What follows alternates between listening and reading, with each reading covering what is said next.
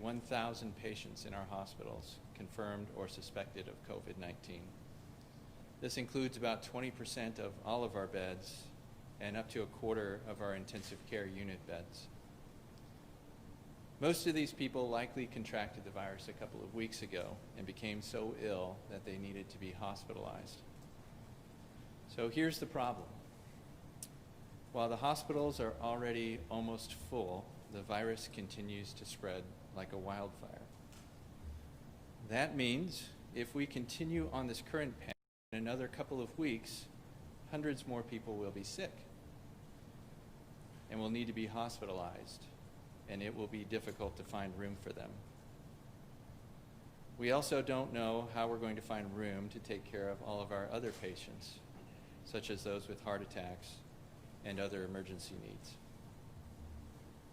So it's one thing for me to stand here and tell you how bad things are, but it's quite another to hear it from the people that do this day in and day out. So today I want to introduce you to those people from the front lines.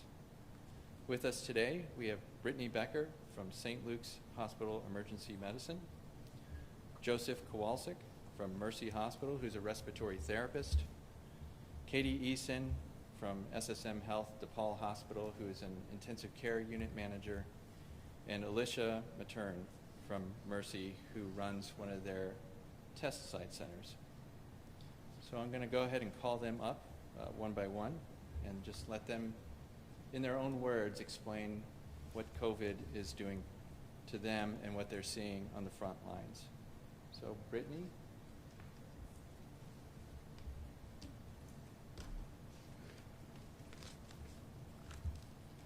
Hello, I'm Brittany Becker. I'm a nurse at St. Luke's Hospital Emergency Department. I've worked in healthcare for over 10 years now. Last year I joined St. Luke's as a patient care technician, and I recently became a nurse during the pandemic. Nursing is a calling.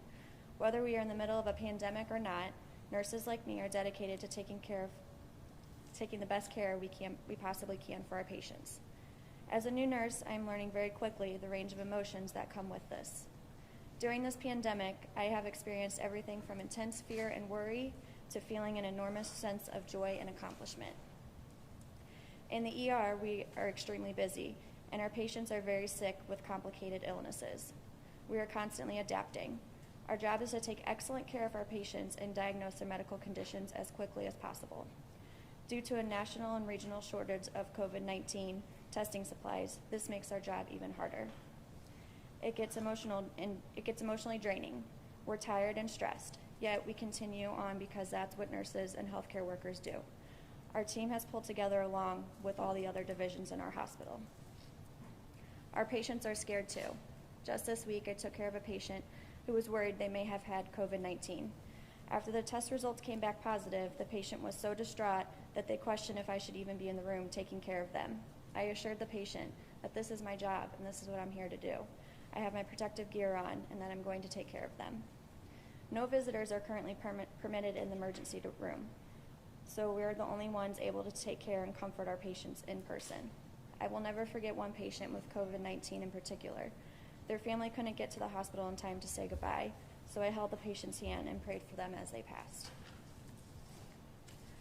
This virus is very scary and very much real. It's hard to explain sometimes what it actually is like inside the hospital, but we're here to help you, and we have great teams in the region to take care of you. Our profession received enormous amount of support, especially at the beginning of our pandemic. Our community members clapped for us, dropped off meals, and showed appreciation in many other ways.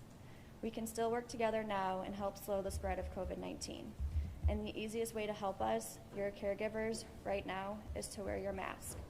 Trust me, it's much better than being hooked up to a ventilator.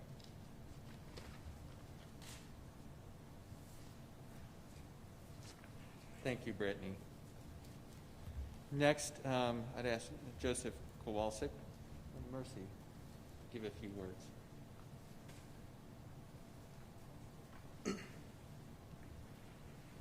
Hello, my name is Joe Kowalczyk, and I'm a registered respiratory therapist at Mercy Hospital, St. Louis. For those of you who have never heard of us before, you're not alone. We are healthcare professionals that specialize in cardiopulmonary diseases and treatments. We work side by side with nurses and doctors every minute of every shift. We are in the ER, the ICU, the NICU, the PICU, rehab facilities, and floors. Anytime a breathing tube is placed, a wheeze is heard, a code is called, or if that oxygen level just dips a little too low, we are there. I have been through several flu seasons through my career and can say from my own experience and from those of my older colleagues that COVID is not just another flu. The virus is debilitating. I have seen steep declines in patient conditions, from no oxygen one day to life support on a ventilator the next. I have also seen patients that are in the hospital for weeks, constantly short of breath, constantly low on oxygen. Slowly but surely, they are placed on higher levels of oxygen until more drastic measures are taken. I have had patients as young as their mid-30s require critical care. It truly is terrifying not knowing how this virus will affect individuals and what to expect. My coworkers and I have spent hours at a time in full PPE, including N95 masks, face shields, gowns, that when you finally leave a room, you could wring sweat out of them. We have had to put Band-Aids over our noses and compression socks on our feet to ward off swelling. We have had to manually ventilate by hand patients for long periods of time, and I'm not exaggerating when sometimes it is an hour or more because even the ventilator cannot get their oxygen levels up. As for staffing, we were already short on staff before this pandemic hit. We have had people work 48, even 60 hours a week to make sure that we have adequate staff on certain shifts. Even then, you never know what a night will bring. An absurd amount of new admissions or a drastic change in even a single patient condition can make even a staffed shift become a no lunch, no break marathon for 12 hours. Through all this negativity, though, I have seen a lot of hope. The teamwork and camaraderie that I have seen in the last 9 months has been absolutely inspiring. Every single person that works in our hospital, from the nurses to radiology to cafeteria workers to housekeeping, and so many more, work every second of every shift to make it better for one another. Now more than ever, all hospital and healthcare workers are united. There are still a lot of unknowns when it comes to COVID, but I do know that we healthcare workers will continue to pick each other up, and we will all get through this together and be stronger for it. If there is something I would ask of people, besides following CDC guidelines, would be to reach out to a healthcare worker or anyone that works in a hospital. Their days have been very hard lately. Thank you for letting me share my experiences today. Thank you, Joe. Next is Katie Easton from SSM DePaul Hospital.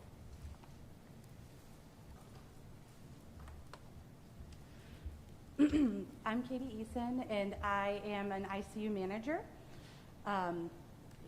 The first wave of COVID, we kind of saw everything from the coasts.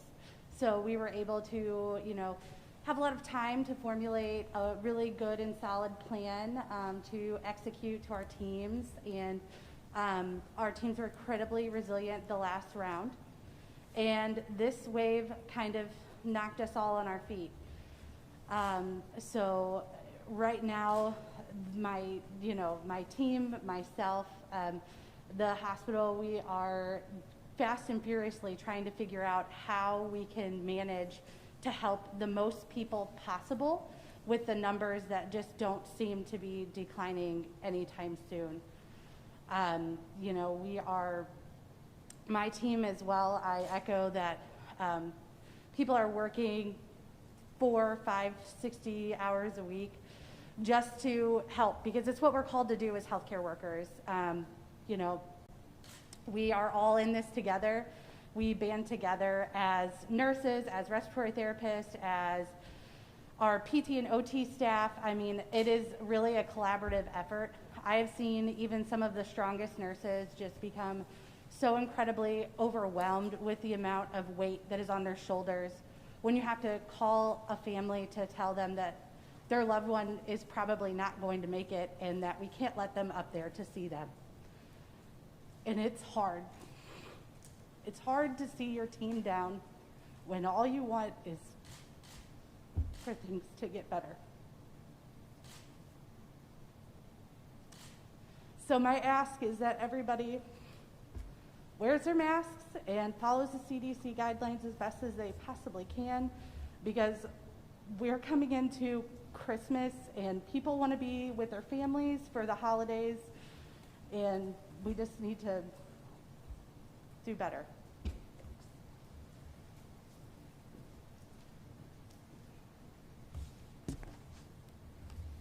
Thank you, Katie. Next, I'd like Alicia Matern from Mercy Hospital. Hi, my name is Alicia Matern. I am the manager for the Mercy Kirkwood Respiratory and Testing Center.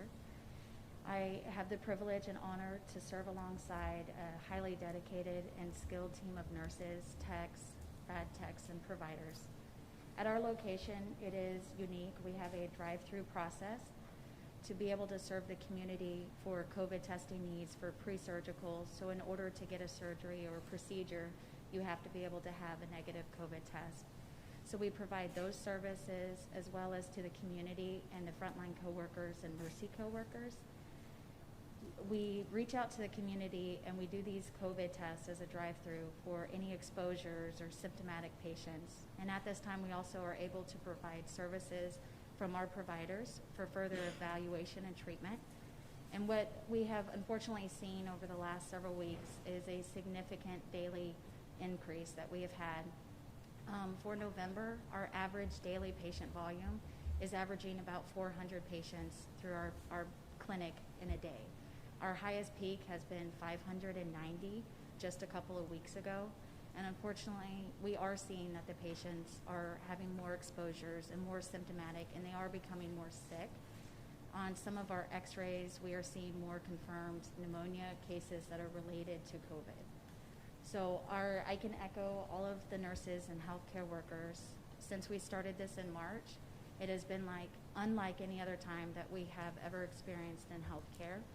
And it is truly important to follow the recommendations, the CDC guidelines, Dr. Garza and his teams, to make sure that you are wearing your mask, washing your hands, and really making sure that you're protecting yourself, your family, your loved ones, and all of the frontline co-workers, as we are here to serve you and the community every day and work really hard to do so.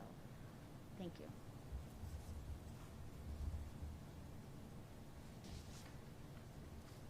Thank you, Alicia.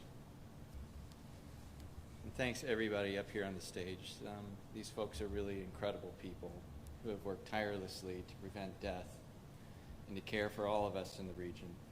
They represent thousands of healthcare workers from across the region who are doing everything they can to take care of these hundreds of COVID patients, as well as all the other patients that they have to take care of every single day in our hospitals. And I think I speak for them as well when I say thank you to the people in the community that are doing the right thing, that are foregoing gatherings of multiple people, that are wearing masks, that are socially distancing. You're making their lives better, and you are saving lives. A couple of other important developments within the last 24 hours. First, I wanted to thank the leaders of Franklin County. As many of you know, they implemented a mask policy last night.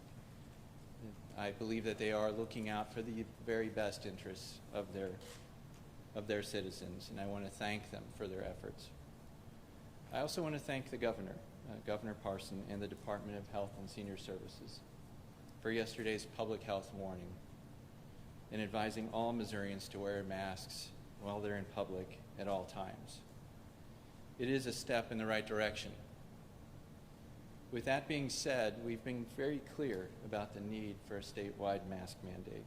And short of that, if we can't get that accomplished, all Missourians need to heed the words of the governor and wear a mask while they're out in public.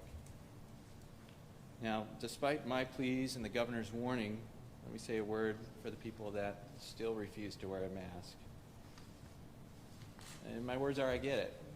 You don't like the government to tell you what to do. No one likes being told what to do. I don't like being told what to do.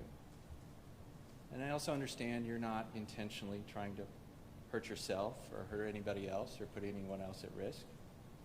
That's not who you are. You love your families, you love your community, just as everybody else does. Unfortunately, the reality is by not wearing a mask, with the virus raging across the state, it makes you that much more likely to become infected or to infect somebody else. You could unwittingly infect someone that you love who is at high risk, whether that's your grandmother or your uncle who's on chemotherapy. You see, mask wearing has never been about controlling the individual. It has been about controlling the virus and protecting everyone with a very simple act. Yes, it can be uncomfortable. Yes, it can be annoying, and I get it. And I think all of the people sitting up here on stage get it when they have to wear a mask for 12 hours a day. So we're asking you just to do a little bit to help us get through this, to help the people on the stage, to help your communities, to help everybody get through this pandemic. And just doing this one simple act will help. Now at this time, I'm going to walk through our normal presentation slides that we do at our press briefings and just point out a couple of things. So if you'll bear with me. So last week I showed you these slides as well, and as I mentioned, we update these slides every Thursday. So this is, and no pun intended, it's hot off the press. So these were updated last night. As you can see, we continue to climb along on our slope. The yellow line represents when we will have to most likely shut down all the other services that we provide so we can just take care of sick patients within the hospitals. And the red line represents when we will run out of capacity. And so you can see the dates down there, and they unfortunately correspond with the holiday season. This slide I showed you last week as well, and unfortunately some of this is now old news. So this slide is to represent what happens with every passing day. With every passing day that we cannot reduce transmission of the virus, the peak gets longer and the curve draws out farther into the future. So the blue line represents if we can get down to a reproductive factor of 1 by today, then that's the number of cases we'll have. We're nowhere near 1, so essentially this is already pre-baked. And the orange line is if we can get down to 1 in a week. So as you can see, the delay in time causes more cases and pushes the curve to the right. And those are bad scenarios. You'll also notice that both of those curves exceed our capacity. And I'll talk a little bit more about that here in a minute. This next slide is showing the amount of decay that we will need in order to decrease the peak and the duration in 1 week. Now we're at a reproductive factor across the metro of around 1.25 right now. As you can see up here on these lines, the best scenario is if we can push it down to a 0.8. That is a tough thing to do. Even in some of our best times in the pandemic, it was tough for us to get down to 0.8. If we can get it down to 1.0, as I mentioned earlier, that's the orange line. If we stay at around 1.2, unfortunately, that's the red line, where we will be at around 3,300 admissions, far exceeding our capacity. So I'm going to let that sink in for a minute, and then we'll move on to a couple of other slides just to highlight what's going on in the community. This is our ICU capacity. It is a finite resource. We can't create intensive care units overnight. We can't create intensive care nurses overnight. So this becomes a limiting factor. You can see where that red line comes down right there between the 22nd and the 26th of November if we continue on the current path. Some of these I'm just going to go through rather quickly because they're really sort of some background slides, but I think everybody understands. We keep breaking records every day with our 7-day moving average. So we're up to 125 admissions on average now. When you usually look at this slide, it's usually concentrated around the St. Louis metropolitan area. So this is really to emphasize that we have patients coming in from everywhere. It's not just urban St. Louis City, St. Louis County, or even the collar counties. We're getting them from everywhere now. Unfortunately, we're also running out of capacity, and we're not sure where those patients are going to go when we do run out. These are the epi curves from across the county, from across the counties in the MSA. Other than to point out they're all ugly, I'm not sure what else to say about these. And then this is across the state. And the reason why we show these is because nobody is safe in the state of Missouri. This is the increase in cases that we've seen week over week. Anymore, it really doesn't matter because we know there's so much growth everywhere in the metro. And then we've started seeing that trend up in deaths as well. And unfortunately, we are going to see more deaths. This is some material that our analytics team, which is from BJC, WashU, SSM, Mercy, and St. Louis University, have put together, looking at mandatory mask mandates and comparing the rate and growth in cases as well as the rate and growth of deaths from states that do have a mandatory masking order to states that do not, as well as some states that have sort of a blend. And I don't think this is going to be earth-shattering news to share with you, but it is something that they did spend some time looking at. And so it's very clear that mandatory masking orders at the state level do have an impact. They reduce the number of cases, and by logical follow-through, they reduce the number of deaths. So they are a life-saving maneuver. Now I'm going to just go back and let this slide hang for a minute as I deliver some of my remarks.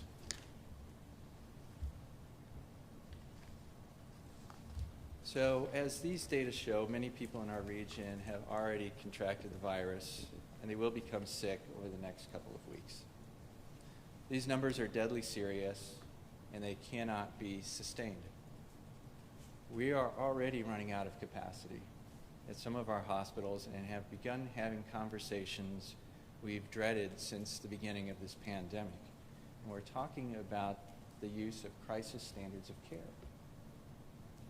These are plans that we must prepare for when we run out of capacity.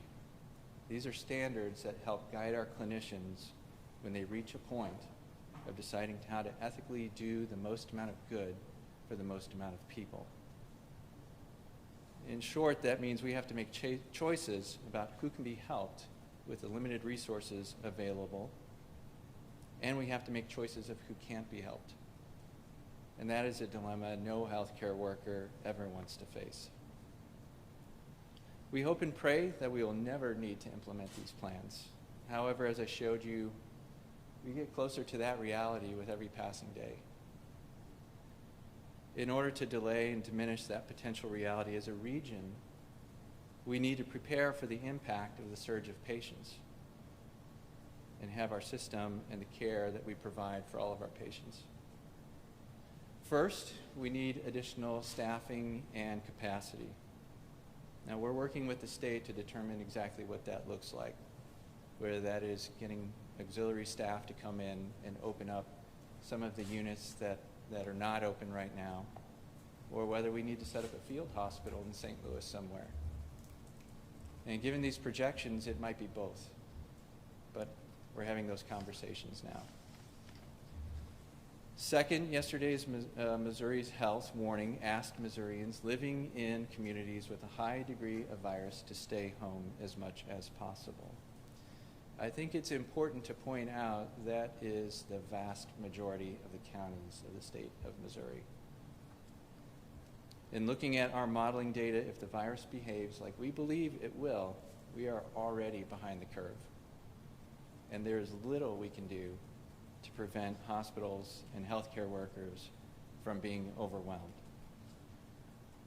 So we have to plan to take care of a lot of sick patients and prepare for a lot of deaths. And that's not just deaths from COVID. The only things we can potentially impact now is how long this suffering will last. How much breathing room can we give our tireless healthcare professionals, and how can we get through until wide-scale vaccination is available. There are a couple ways we see this potentially playing out. One is to do nothing and continue to see the explosion of the number of COVID cases and hospitalizations. The most likely outcomes for that are just what I've outlined here. There'll be more death. There'll be a more rapid degradation of our healthcare services.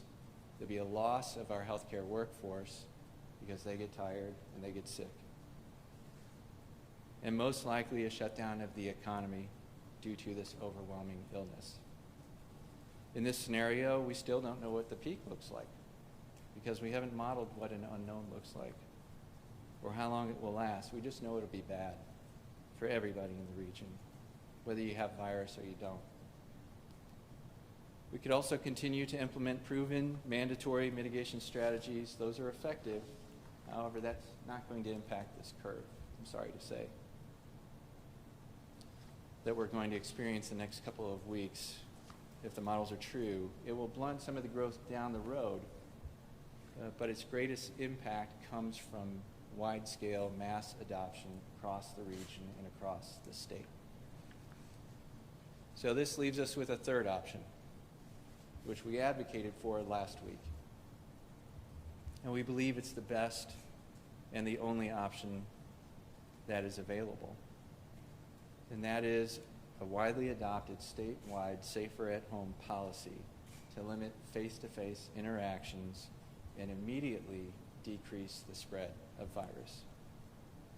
This policy would ask residents across Missouri to stay at home, except for specific purposes, such as going to school, going to the store, or seeking medical care, among other things. This would eliminate social gatherings and greatly slow the spread of the virus. Now, this is literally the last thing that we want to suggest heading into the holidays. This is a time where we should be with family and friends. And most of us, we admit it, we need this time together more this year than we ever have before.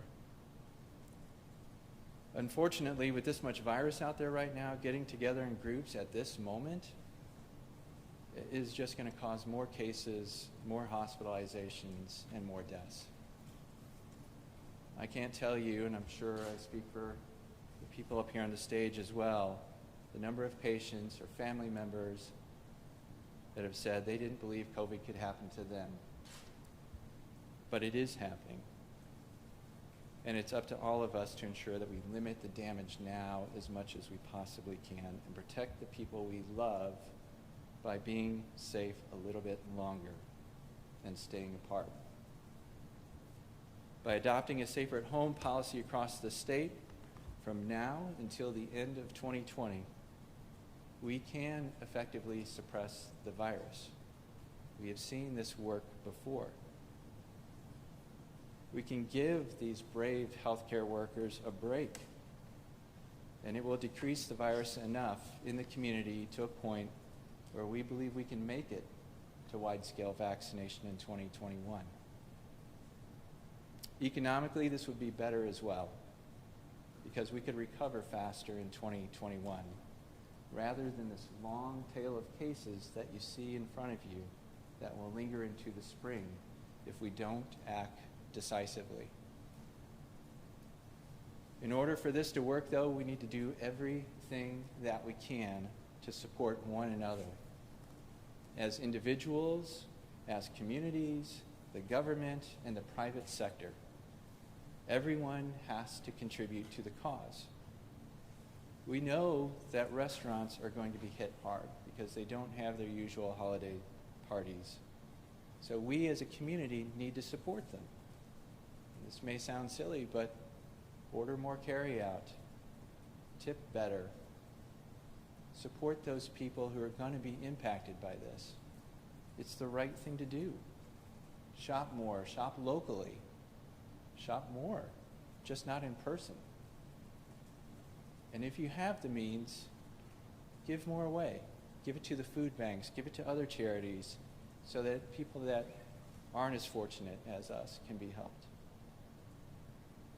So in this year of sacrifice, we're asking you to sacrifice just a little bit more, so the region can make it to the other side with as few people getting sick and dying as possible. This is the ultimate gift this holiday season. When this pandemic is past us, and it will be past us, I want all of us to be able to say with certainty that we did everything that we could to take care of our communities and to save as many lives as possible.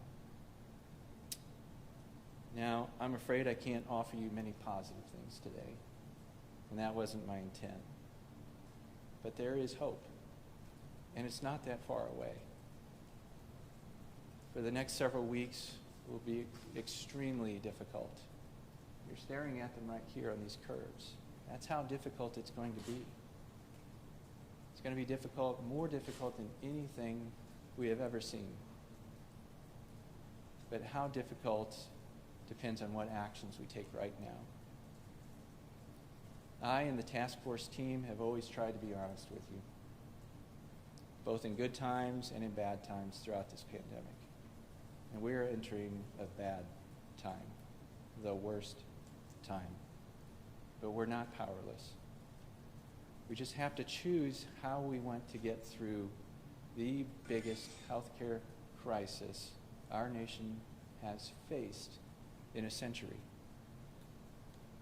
The healthcare workers in this region, the people who are going to need care, are asking for that one little bit of sacrifice to make it through until we can get to vaccine.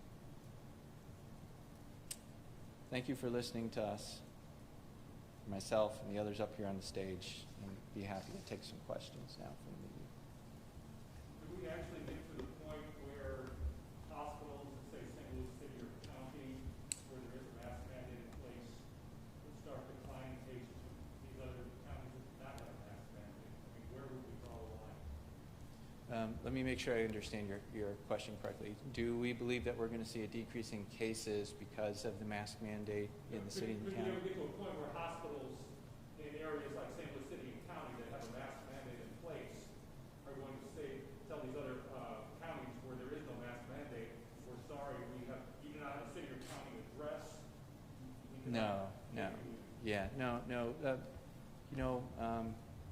We hear that every once in a while. I think mostly that's out of frustration, and I understand, the thought process that goes behind. I mean, we're here to treat everybody, right? It doesn't matter where you come from, who you are, what you represent. It doesn't matter what your political ideology is or your thoughts about masks. We're going to treat everybody regardless. But I think what you're hearing from everybody on the stage is in order for them to do their very best job, we need help from the community. These people up here are the recipients of what occurs in the community. And I don't know about you, but if you can't listen to their stories and understand what's going on, and then understand that there are things we can do to prevent this, I don't know what else to tell you. But no, we take care of everybody regardless. The crisis standards of care that you mentioned, it sounds like a paramedic on a battlefront. I mean, during a time of war. It's a little bit more than that. I think you're going down the right path, but it is how can we make ethical decisions on caring for the most amount of people with what we have. And so those are only implemented in times of extremis. And so, and we've never faced this before, to be honest. I don't think, Clay, you have either. But this is really unprecedented. We think about these things, and we work on making sure we have policies right. But we do that with the hope that we'll never have to use them. But this is ethical guidelines on how we can deliver care to everyone that presents to us. when we're limited in what we can provide. Dr. Kyle only deals with the first part of it. I think you served an operation Rocky Freedom. I did. think you compared this to war in the past. Could you compare the two? Is this worse right now what you're doing? Yeah. Because you've used the word war. Yeah. No, I have used the word war in the past, and I have, in many ways, this is like war. So let me tell you how this is different from war, though. So if you think about the virus as the enemy is, I mean, it's massing at our borders right now, right? And we don't have the forces that we need to combat it, just because there's too much, right? And so, and that is a scary feeling. You know, in the military, you almost always have a reserve force. So we can parachute in the 82nd Airborne. I can't do that today. They're called the Frontline for a reason, but they're also the rear guard. I don't know how to put it any more plainly than that. So then you have to decide, well, how can I adapt, and how can I combat the enemy with what I got, and that's what we're trying to do right now. You showed a lot of the charts and graphs, and there was a date on there. I just want to make sure I got this correct.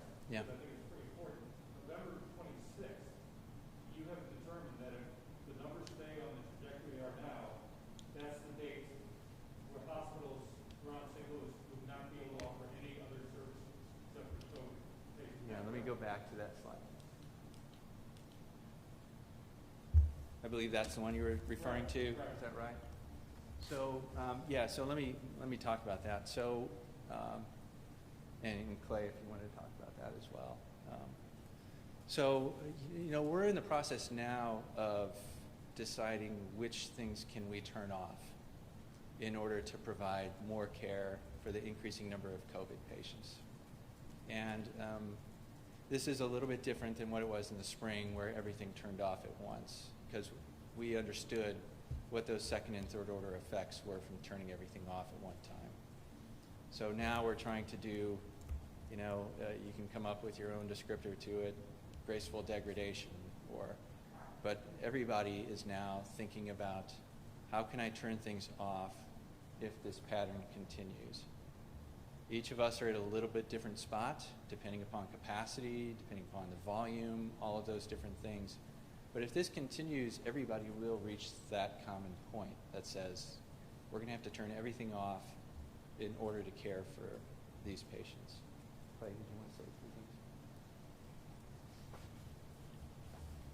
things? Yeah, there's a little bit of confusion because we tend to talk about elective and non-elective care, and that's an easy way to think about it, but it's not totally accurate.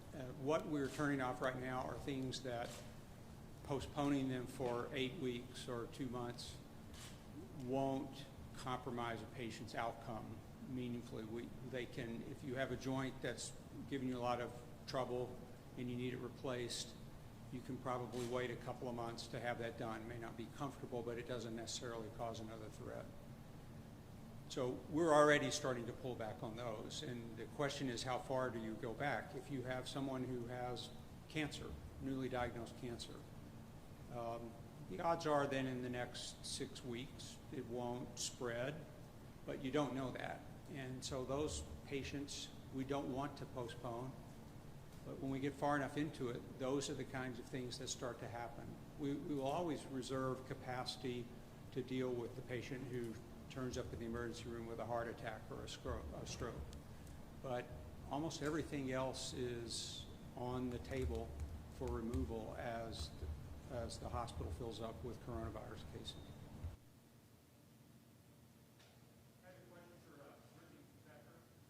You talked about emotional stress and strain, how healthcare staff are handling this. Are they mostly small, or are there support groups that are the hospitals that are offering to the staff? I mean, how do they let off their steam or their stress or the anxiety? Could you come up here? Yes, we have support. We lean on each other at work. We lean on our family members. We do everything and anything to try to stick together. Do you have an example of stress that you've seen Um, from a colleague, perhaps? Everything's just crazy. It's hard to explain sometimes because it's so different, and me being so new, I'm learning a lot of new things and trying to handle everything. There's nothing really in particular that I can think of at this moment. It's just try to talk to each other. Communication is the number one thing. And just talking with my managers or preceptor, even higher up. So Brittany, I don't mean to put you on the spot, but it's got to be surreal walking out of the hospital and going out into the public and seeing recognizing that some people don't understand what's going on inside the four walls. Mm-hmm. I was wondering if you could talk a little bit about that. Yeah, it's definitely eye-opening, and trying to explain to everyone is challenging too, because they don't understand. They don't know the full extent of it all when we're like what we're actually doing and the struggle that we do go through. So yeah, it can be very frustrating and heartbreaking, honestly. And then seeing patients come in who are dealing with this as well, and they're scared. So it's hard sometimes. It's really hard. It's hard.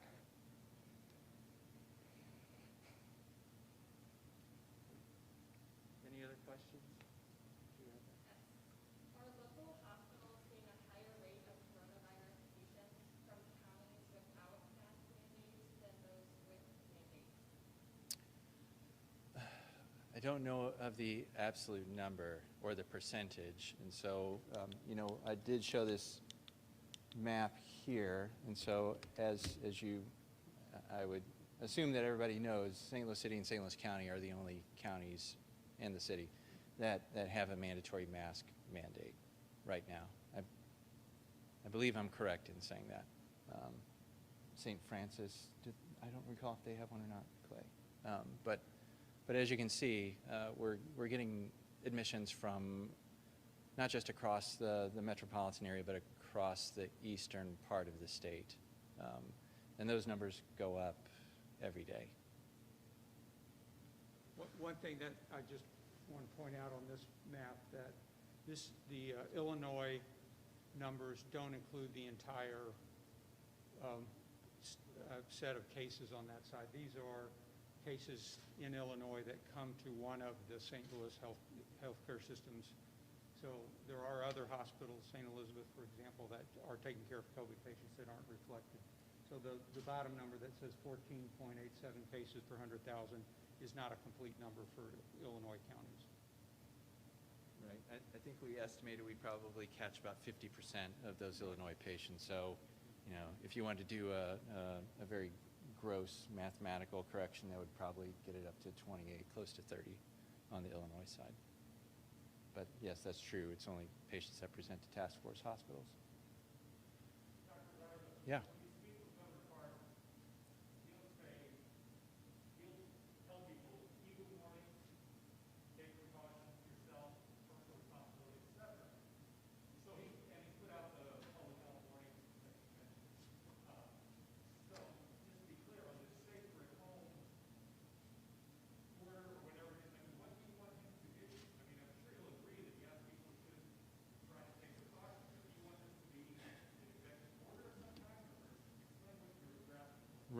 Right. So let me put this back up because I think this shows the magnitude, and let me also reference back to history in the pandemic. So early on in March, when we were witnessing all of the hospitalizations and people dying up in New York City, we took fairly aggressive action in St. Louis County, St. Louis City, and across the state with this mandatory shutdown. That saved lives, right, because of that decisive action. So it wasn't a suggestion to do something. It wasn't acknowledging that it's a good idea. We did it. And without question, it saved lives. So we're at a point now where we're higher than at any other time in the pandemic. And we're fairly confident that this is what we're going to see going forward. So I can appreciate people asking to do the right things, but really the only way that we can avoid this red and yellow curve is to take decisive action. So whether that's through executive order or policy or whatever, and I'm not trying to make this into a political argument. I'm trying to save lives. That's all I'm trying to do. And if that's what it takes to save lives, then that's what we should do. I said this last time. History's going to look back on us on what we did and what we did not do to protect people. And as hard as that sounds to do from a policy standpoint, I don't know. I will always sort of err on the side to save lives. So you're looking for more than a recommendation or advice from the governor? So I believe that the only way that we can knock this down in a decisive action is through policy change. We just don't have time to convince people who are not wanting to adhere to what we're asking. Right? It would be great if we had 6 months or a year or 2 years to educate and convince people, to show them that this is real. It's not some sort of hoax or made up thing, because of what that does to the rest of the population. So we need something that moves us from where we are to where we need to be quickly, in a matter of a few days, not months of debate. And I'll just add sort of the other rationale behind this ask is, next week is Thanksgiving, right? So for most Americans, it's not a full week of work. It's at best a half week of work, except for, of course, the people on the stage here who get to go to work every day. And then it's 3 weeks, and then the Christmas holiday. And so, if we can sacrifice for those, 3 weeks of work, it will pay off in lives saved. I don't know what better bargain you have than that. Last week was pretty dire warnings. You have some warnings that kind of pushing it along and just even more serious than last week, I guess, before continuing. Is there any way to kind of quantify that? Sure. Yeah, so I think I mentioned those numbers earlier on, and if I didn't, I apologize. But a week ago, and I'll get you the exact numbers, but we were sitting at, I believe, around 680 some odd patients in our hospitals. And as I told you today, now we're at 1,000. So, you can do the math. And we have barely moved the reproductive factor at all. I think we've moved it around 0.03. I think it was 1.28 when I spoke with you last time, and we're at 1.25 now. So, we're quickly getting on the slope, on the steep part of the curve. And then once it gathers momentum, it's harder to slow down. So with every passing moment, with every passing day that we don't do something, the velocity just increases in cases, hospitalizations, and unfortunately deaths. Has St. Louis hospitals reached ICU capacity? Have we reached ICU capacity? So the answer is yes and no. So it depends on which hospital you're talking about. So we know some of our partner hospitals are absolutely at 100% capacity for ICU. Some other ones do still have capacity.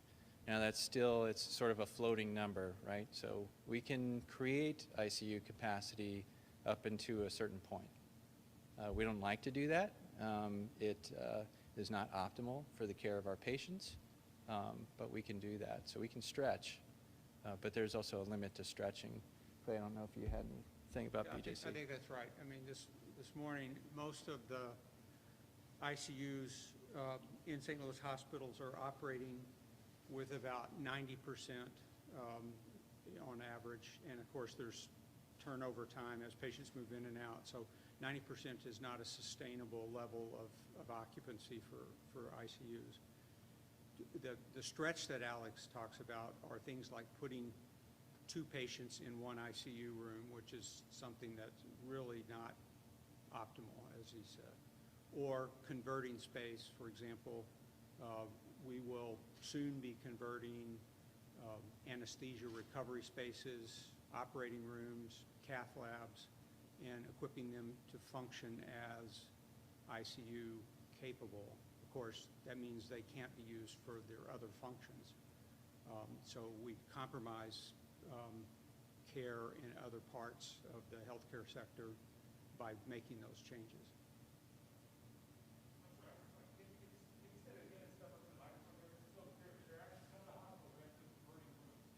Yes, we are beginning to convert rooms to function differently than they were designed, whether that's putting 2 people in an ICU room that's designed for 1, or converting a perioperative recovery space or a cardiac cath lab. Those are beginning to be converted to ICUs to handle the surge that is coming at us.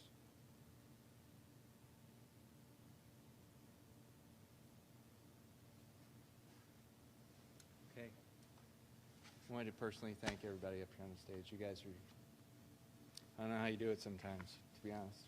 So thank you. Okay. Thanks, everybody. Appreciate it.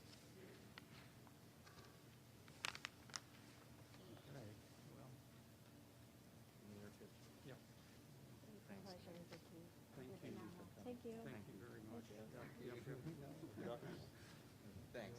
That's terrific. Thank you. Okay, so we got our 4 o'clock today. Yeah. And, yeah, we'll probably get a little bit of a respite for Thanksgiving week, but planning for the week after. Okay. Thanks as always, Clay. Yeah, thank Appreciate you. it. Okay.